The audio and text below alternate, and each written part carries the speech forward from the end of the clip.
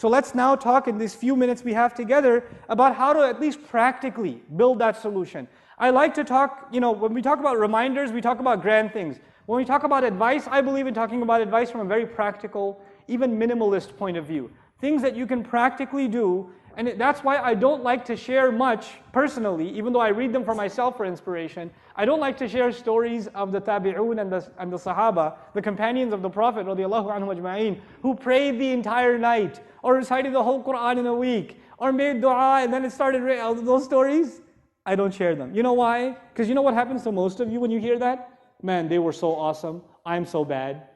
Assalamu alaikum. That's the end of the... Man, Sahaba were really cool. I'm so going to hell. That's it. That's it.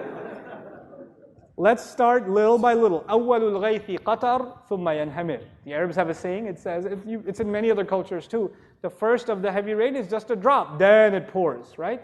Let it build little by little. The first thing you got to do is you have to discipline your life, people. I have to do it, you have to do it. You know what it means to discipline your life? Go to sleep early. Pray Isha and go to sleep. Don't go to the hookah joint until 12:30 a.m. Don't go see a movie. Don't go hang out with your friends. Don't watch Islamic lectures until 2 in the morning. Do not. It is not beneficial for you. Pray Isha and go to sleep and wake up early. Wake up before Fajr. Give yourself 30 minutes, 15 minutes, 20 minutes. I know it seems impossible. It's only impossible because of Netflix at night. Okay? That's the only reason it's impossible. Give the nightlife up. Let the night be for sleep. At least you're not accumulating sin every night. At least you're not burying your heart under more sin every night. At least you're sleeping. At least you're innocent for that much. At least that much. Then you wake up and you pray. At least start with a routine of praying Fajr on time. Start with Fajr on time. And the guys here, at least once a week, guys, make it to the masjid for Fajr. At least one. I don't ask you every day. Just one day a week.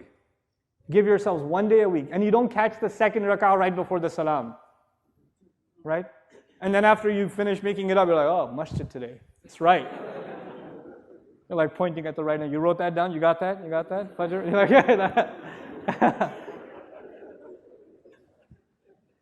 Get to the masjid early. Let me tell you something about Fajr in the masjid. It has a spiritual impact that only people who go to it will experience. It can't be explained in a lecture.